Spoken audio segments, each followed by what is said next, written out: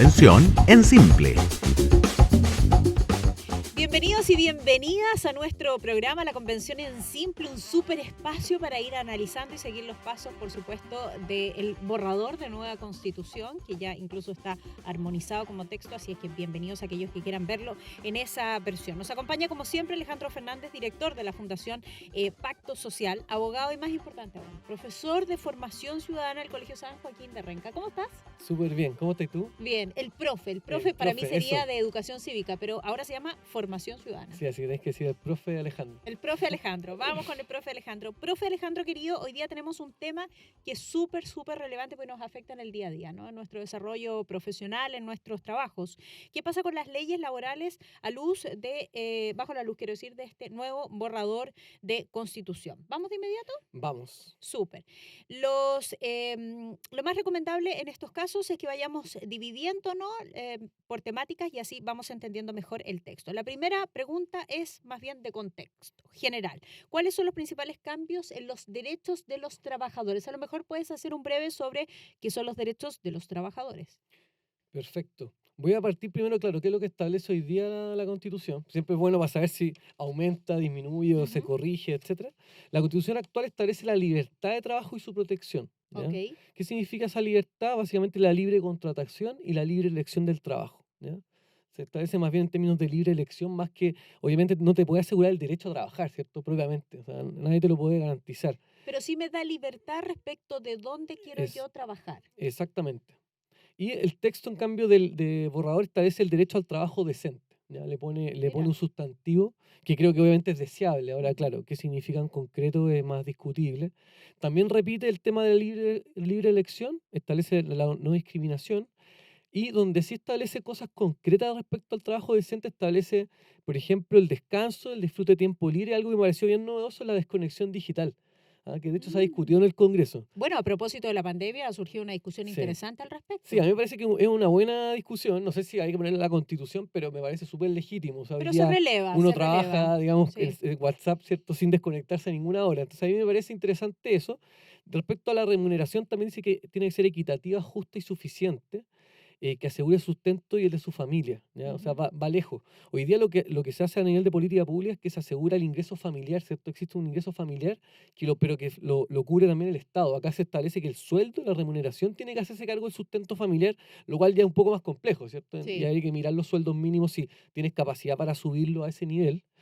Y lo otro que a mí me parece también interesante es que establece que el Estado tiene que generar políticas públicas para la conciliación laboral, familiar y comunitaria. Ujú. Me parece que Eso me gusta. sí, a mí también me parece interesante como que el tema de la conciliación de la familia, el tema de la conexión digital, tiempo libre, me parece que va en un buen sentido, pero claro, muchas de estas cuestiones son más bien declarativas finalmente. Si no hay crecimiento económico, no hay recursos y todo, al final no hay mejores remuneraciones ni ninguna reforma relevante. Ahora, tengo un punto. Porque generalmente se dice, no porque te lo diga la Constitución, se te va a asegurar ese derecho al trabajo, ese derecho a la salud, a la vivienda digna, al trabajo decente en este caso. Pero sí creo que en algunos sentidos de eso se trata también la Constitución, ¿no? De enumerar o relevar parte importante de estas discusiones. No sé si tan en detalle, pero por lo Sí, menos no, y tienes razón. Y que quizás existan y pueden haber estén. cosas de aplicación Sí, directa. O sea, la sí, desconexión digital creo que es súper explícito lo que significa. Una ley tendrá que fijar los límites, exacto. pero ya lo estableció. Sí, Y si no lo establece la ley, incluso un juez podría llevar a fijar ese criterio. ¿Qué significa desconexión digital? Por ejemplo, que uno esté trabajando el día domingo por WhatsApp, pese a que exacto. tiene una jornada de 44 horas. Eso me parece que se podría entender aplicarlo directamente. Vamos entrando a capítulos más particulares. ¿Qué cambios hay respecto a la negociación colectiva y cuáles son los posibles efectos prácticos? Que la negociación colectiva fue algo que se discutió mucho también. Sí, acá hay cambios más profundos, creo yo. Para algunos pueden ser positivos desde el punto de vista de fortalecer la capacidad de negociar a los trabajadores.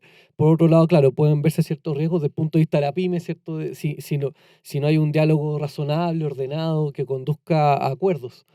La Constitución actual establece la negociación colectiva con la empresa en que laboren es un derecho de los trabajadores. Eso es importante, ¿Y cuál es la ¿ya? diferencia? La diferencia es que el texto ahora del borrador establece que solamente las organizaciones sindicales son titulares del derecho a negociación colectiva. Ah, ¿Cuál es el efecto concreto? Es que un trabajador hoy día, si no hay sindicato, dado que tiene ese derecho, igual se pueden generar grupos negociadores. se utilizan otras alternativas distintas. Acá elimina el grupo negociador y solamente se puede negociar el sindicato, lo cual obviamente lo que tiene como pretensión es que todas las empresas tengan sindicatos. En caso contrario, no hay negociación colectiva. Como fortalecer la negociación sindical. ¿Eso es lo que queda en la lectura del texto? Exactamente. Claro, el riesgo es que no haya sindicato en una empresa y por lo tanto no se pueda negociar colectivamente y cada persona va a tener que negociar directamente con el empleador. Perfecto. ¿Qué cambios hay respecto a la huelga? ¿Qué pasará con los funcionarios públicos, que ahora entiendo tienen derecho a huelga? Sí, ahora hay otros cambios más en temas de negociación que voy a desarrollar. Mira, el otro tema es que hoy día, obviamente, la negociación colectiva es dentro de la empresa solamente y de carácter nacional. O sea, porque hay incluso empresas transnacionales. Acá se establecen términos mucho más amplios de la negociación. Dice que puede ser de carácter nacional e internacional.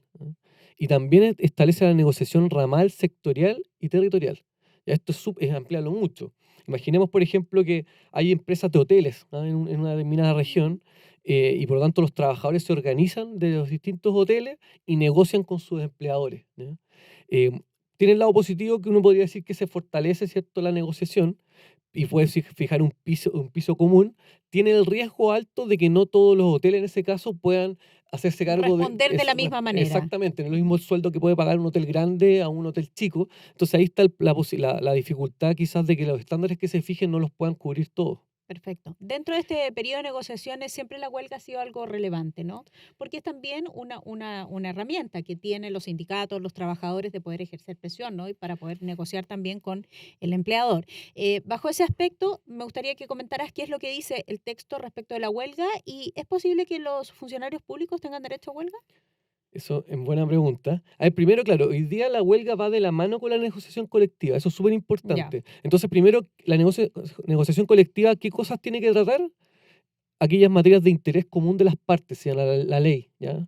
¿Qué significa común de las materias comunes de las partes? Por ejemplo, las remuneraciones, son cosas que se tienen que discutir, beneficios para los trabajadores, capacitaciones, conciliación con el trabajo, con la familia, todas esas cosas son materia de negociación colectiva. Perfecto. Y por lo tanto, si hay un procedimiento de negociación colectiva en que no hay acuerdo, ¿cierto? Porque primero el sindicato hace una propuesta, después el empleador puede hacer una contrapropuesta y después de ciertas reglas que están en el Código del Trabajo, se puede ir a una huelga de los trabajadores. Acá lo que se establece, se separa la huelga de la negociación colectiva. Eso es bien interesante, porque ¿qué pasa con esto? Que ya las materias no tienen que ver solamente con el interés de las partes en términos de remuneración, negociación o, por ejemplo, condiciones laborales, sino que se abre, queda totalmente abierto. De hecho, establece el borrador que la ley no puede establecer limitaciones a este derecho a huelga. Ah, ¿Ya? perfecto. Entonces, ¿qué pasa? Uno podría pensar, por ejemplo, en la huelga solidaria, que de hecho se ha escrito sobre eso. Entonces, una empresa puede irse a huelga simplemente para apoyar a otra empresa. O incluso, puede ir más lejos de esto, podrían haber huelgas que tuviesen que ver con elementos más políticos. Por ejemplo, una empresa se da huelga para apoyar a los presos políticos. Eventualmente podría quedar enmarcado y como te fijas en ese caso no tiene nada que ver con la negociación colectiva, entonces deja un espacio súper amplio, así que ahí obviamente uno puede encontrarlo más complejo. Y por otro lado, claro, respecto a los funcionarios públicos, a quienes pueden irse a huelga, hoy día se establece que no pueden irse a huelga los funcionarios del Estado ni las municipalidades. Solo para recapitular, en la Constitución entonces actual, los funcionarios públicos no tienen derecho a huelga. Exactamente. Ok. Sí tienen derecho a negociación colectiva. Que es distinto, pero exacto. están unidos. Claro, y a tener organizaciones sindicales. Hoy día existen asociaciones de funcionarios, pero claro, dado que el Estado presta servicios esenciales y además monopólicos, ¿cierto? O sea, el Estado tiene un registro civil, un servicio de puesto interno, etcétera. Puede paralizar actividades importantes del país en el caso de que se produzca una huelga. El servicio médico legal, o sea, es Sí, muy lo complejo. hemos visto, además. Lo hemos visto, exactamente. Entonces, hoy, la Constitución que establece dos cosas de la actual. Uno, limita a los funcionarios, deja fuera a los funcionarios del Estado y municipalidades. Y dos, establece ciertos tipos de empresas que no pueden irse a huelga también. ¿Cuáles son? Las que atiendan servicios de utilidad pública, cuya paralización cause grave daño a la salud, economía del país, abastecimiento de la población y seguridad nacional. ¿Ya? Esas son las causales de empresas que no pueden, por ejemplo, imagínate una empresa eléctrica o sanitaria, ¿cierto? Esas empresas no pueden parar porque generan un efecto grave en la salud de las personas, etcétera. El texto entonces de la convención, por un lado, abre mucho más la posibilidad de huelga, solamente establece que los que no pueden hacerlo son las Fuerzas Armadas y las de orden y seguridad pública, o sea, los carabineros, policía de investigaciones no pueden irse a huelga en ningún caso, lo cual es razonable, ¿cierto? Eso Razonable, sí que absolutamente. genera problemas muy graves. Y respecto a las empresas que no pueden hacer huelga, lo limita un poco más, o sea, excluye el problema del abastecimiento de la población o de la economía del país como causales y solamente deja la salud, la vida o la seguridad de la población como casos de empresas que no pueden ir a huelga. ¿Ah? Ya. Lo limita, claro, yo creo que sobre todo el tema del abastecimiento puede ser complejo, porque pueden haber tipos de abastecimiento que no afecten la vida, salud y seguridad, pero que igual sean problemáticos. Mm. Por ejemplo, el combustible. ¿Dónde está? ¿Caen esas causales o no? Sí, ¿Ah? Hay sí. ciertos abastecimientos que uno no necesariamente calzan, pero que igual son problemáticos. ¿Ah? Sí, Entonces, que generan problemas tal como es, lo hemos podido apreciar además en nuestra exacto. propia literatura o Exactamente. en nuestra propia Por experiencia. ejemplo, una empresa, qué Los sé yo, los portuarios, barcos que traen, o sea, claro, los barcos, aviones, ¿cierto? Uno en principio los excluiría porque muchos traen cargas con cosas, pero claro, si uno ve esta norma como quedó, eventualmente podrían algún tipo de carga no considerarse como efecto en el abastecimiento. ya. Entonces, y como decía, respecto a los funcionarios públicos, hoy día la norma lo prohíbe expresamente, acá en cambio se excluye. ¿Y cuál es el riesgo evidente que hablábamos? Los funcionarios públicos se dan a huelga y dejamos de tener un servicio público disponible, ¿cierto? Ujú. Hoy día lamentablemente igual se hace, que esa es el contraargumento, ya Alguien podría pasa. decir, bueno, pero ¿cuál es la diferencia si hemos visto paralización en el servicio del registro civil, por ejemplo? Exactamente, es problemático y es ilegal e inconstitucional la huelga Mm. hoy día, igual existe, sin embargo lo razonable parecía más bien fortalecer esa prohibición, incluso fijar otras reglas como sanciones para el caso que se haga, y en cambio se optó por abrirlo totalmente esa posibilidad de huelga. Perfecto. ¿Cerraste ese capítulo de negociación y huelga? Sí, O- lo ¿Sí? cerramos, sí. Perfecto. Vamos con el siguiente. Nos gustaría saber qué otras novedades tiene este texto, este borrador, ¿no?, de propuesta de nueva constitución en temas laborales. Participación de los trabajadores en decisiones de la empresa, normas respecto a personas privadas de libertad. ¿Algo que te haya llamado la atención de la lectura? Sí, el tema de la participación de los trabajadores en la decisión de la empresa es bastante interesante. También a veces se ve problemática, porque claro, uno puede pensar una empresa grande en que participen un directorio de los trabajadores. ¿Cómo ocurre? Ocurre en algunos casos, claro, pero igual hay decisiones sensibles, por ejemplo, cuando hay que tener despidos, ¿cierto? Ujú. Que haya un representante de los trabajadores puede ser problemático. Y por otro lado, lo problemático sobre todo en empresas más chicas, porque esto no limita a ningún tipo de empresa. De todas maneras, remite a la ley. Uno podría pensar que la ley Va a regular lo esto. regula razonablemente. Oye, le tenemos tanta ¿Ya? fe y Sí, tanta pega a los legisladores. sí, sí, eso es lo complejo también, porque bueno, esto lo vimos antes, el sistema político como queda regulado, la Cámara de Diputados, el Congreso de Diputados queda con mucho poder Mm. y además puede hacerlo, basta con la mayoría absoluta de votos, o sea, el 50% más uno para aprobar cualquier tipo de ley prácticamente y por lo tanto deja abierto a cuestiones, o sea, a cierta discrecionalidad en el Congreso, a diferencia hoy día que hay muchos más equilibrios políticos. Ahora, si uno hace un paralelo, deja hacerte esta pregunta, entre la constitución actual y este texto propuesta de constitución, efectivamente, aquí habría mayor participación de los trabajadores en la empresa, mayor poder de decisión que en el texto actual, Sí, o sea, posibilidad, ¿no?, de mayor participación en las empresas, absolutamente. de todo tamaño. Sí, sí, porque además dice participación en las decisiones de la empresa. O Ya. sea, claro, no queda tan claro cuál es el efecto concreto, pero en general, si uno mira el texto completo del borrador de constitución, tiene mucho de participación. En algunos casos, como digo, yo creo que es positivo siempre escuchar, Sí, por consultar, supuesto. pero por ejemplo, en el tema del consentimiento de los pueblos originarios, complejo, porque ya no es solamente una consulta, sino requiere el acuerdo. O Ujú. lo mismo también en los colegios, establece participación vinculante de la comunidad escolar, o sea, de Mm. los padres apoderados, los profesores. Nuevamente, hay que escuchar a los padres apoderados, pero también hay un proyecto educativo y hay un director, etcétera, que tiene que respetarse. Entonces, Y en este caso tú en dices, es, hay que escuchar a los trabajadores, pero también hay una empresa que exactamente, tiene, no sé, tiene una cierta tiene dirección. una cierta ¿Ah? Y además dirección, la ¿cierto? Y responsable ciertos finalmente. objetivos, quiero decir, y la responsable final Exactamente, de sus partiendo por pagar los trabajadores, sueldos, partiendo si por pagar no los sueldos. administra bien no tiene plata para pagar los sueldos. Entonces, son cosas que hay que regularlas bien legalmente. El tema de las personas privadas de libertad establece dos cosas explícitamente, regula bastantes cosas vinculadas a las personas privadas de libertad. Por una parte, para poder hacer efectiva la inclusión, ¿cierto? Y la reinserción de las personas privadas de libertad, establece que los centros penitenciarios, las cárceles, tienen que tener espacios para el estudio, el trabajo, el deporte, las artes y las culturas, ¿ya? Ya. O sea, ahí establece expresamente como un ámbito el trabajo. Y por otro lado, establece una norma que no pueden ser sometidos a trabajo forzoso. Ya, eso es importante también. Hoy día existen países, de hecho, en que se les hace trabajar. En el caso de Chile, hoy día está prohibido, se establece en forma expresa. Por lo tanto, solamente las personas privadas de libertad que deseen trabajar, por ejemplo, dentro de un programa de reinserción, pueden hacerlo. Ok, pero no es obligatorio hacerlo. Exactamente, como muchas veces se ha señalado, como deberían obligar a los privados de libertad a que trabajen, ¿cierto? Exacto. A mí me parece bien la regulación en este aspecto, porque las cárceles en general y la población penitenciaria está absolutamente olvidada por los legisladores. Sí, de hecho, bueno, aprovechando ese tema, hay dos cosas que son complejas. Por un lado, se excluye a la sociedad civil de los temas de reinserción, expresamente en el borrador, lo cual creo que es complejo Sí, porque ¿por además qué? lo Además hace ha hecho bastante mucho bien. trabajo la Sí, por sociedad ejemplo, los civil en esa evangélicos, materia. La fundaciones. iglesia también. Sí, exactamente, hay problemáticas. Y lo otro es que excluye también a las cárceles concesionadas, Sí, que eso es eso lo más sí es complejo. complejo porque Eso hoy día quería preguntarte. A ver, el sistema de cárceles concesionadas, como lo hemos visto funcionando hasta el día de hoy, ¿no? Desde que esto ya es ley y es legal, eh, creo que es de lo que ha funcionado. No sé, puedo estar muy equivocada, pero con las personas que conocen de este sistema coinciden en eso, digamos, que efectivamente para poder asumir la cantidad de población penitenciaria en mejores condiciones y tender hacia una mayor reinserción, los privados más han sido un aporte que un sí, o estorbo en sea, esta materia. absolutamente. Yo fui jefe de división de reinserción social, así que me tocó conocerlo de cerca.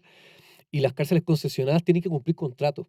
Por lo tanto, Sí, tienen que tener la cantidad de personas que corresponden, las comidas donde corresponden, etcétera.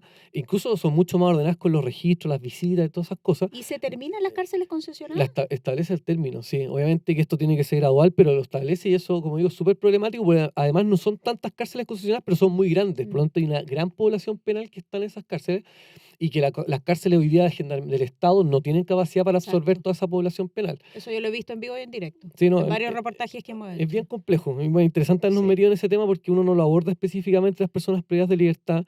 Hay un foco en eso que no parece negativo. Sí, por otro lado, hay un problema de desequilibrio porque no se habla nada de las víctimas de delitos. La defensoría de víctimas, o sea, hay mucho foco en el victimario, en la persona que comete el delito, pero poco en el que sufre el delito. Ya, pero si nos Sí, vamos a hacer la lupa efectivamente en el sistema penitenciario aquí, coincidimos plenamente ambos en eso. Yo creo que si hay algo que está funcionando hoy día y es algo de lo que no muchos se quieren hacer cargo, es precisamente en la población eso. penitenciaria y bueno, quedarían excluidas entonces estas cárceles Exactamente. concesionadas. Y lo otro que se menciona respecto al tema laboral son las personas con discapacidad. Se establece que la ley tiene que tener un sistema nacional y dentro de la cual tienen que haber políticas y programas destinados a atender su necesidad de trabajo, educación, vivienda, salud y cuidado. Nuevamente esto queda la ley, ¿ah? Pero se Ujú. menciona expresamente las personas con discapacidad y poner atención en términos del tema del trabajo. Cosa que, por lo menos, con la cual yo estoy de acuerdo. Vamos con el último punto, el empleo informal, que es uno de los grandes problemas en nuestro país. Tantas veces que hablamos, oye, de los retiros del 10%, todo eso está en el marco de la formalidad. Esos son trabajadores o somos trabajadores que hemos estado en el mundo formal, pero hay mucho mundo informal o empleo informal actualmente en nuestro país. Se avanza, se retrocede, ¿qué pueden esperar las pymes? Sí, es complejo el tema, porque además el empleo informal se traduce mucho en el comercio ambulante, Mm. ¿cierto? Que hoy día ya parece ya no ya son como pymes de comercio ambulante. Sí, con mucha Eh, externalidad sí, negativa. yo creo que si uno mira la experiencia como comparada en otros países, puede terminar creciendo la informalidad si se ponen muchas restricciones. O sea, pensemos en una pyme que, por ejemplo, tiene el temor de que se fortalezca mucho los sindicatos o que hayan huelgas, incluso sin razón, sin que sea en contexto de negociación colectiva. Esas pymes pueden tender al menos intentar que los trabajadores estén en condiciones distintas, no bajo contratos de trabajo formales. Entonces, yo creo que hay que medir súper bien un equilibrio entre derechos de los trabajadores, pero también condiciones, digamos, para el empleador que sean razonables. Lo mismo las remuneraciones, porque si uno fuerza demasiado la exigencia, bueno, puede tener el efecto contrario que sea más informalidad, que obviamente no es un efecto deseado, como dices tú, cuando hay empleo formal hay cotizaciones de salud, de pensión y Exacto. por lo tanto tiene mucho mayor protección. Ya, nos quedamos entonces con ese análisis del mundo laboral en esta propuesta de nueva constitución que ya sabemos vive sus descuentos y que debe ser votada por todos nosotros en fecha próxima. Queda muy poco ya para la votación final. Los dejamos invitados a todos ustedes a siempre presenciar nuestros capítulos. Recuerden que los pueden escuchar. Estamos en podcast, estamos a través de MOL TV, estamos a través de Spotify para que los puedan escuchar allí en algún momento y conocer más acerca de este proceso que nos parece súper relevante, al cual todos nosotros debemos asistir de la manera más informada posible. En YouTube nos buscan con el nombre de La Convención en Simple. Obviamente, 1.000.000 de gracias a la Fundación Pacto Social, que nos tiene a Súper Alejandro acá, el profe, y a la Cámara Chilena de la Construcción, que apoya este espacio. Muchísimas gracias. Chao. Convención en Simple.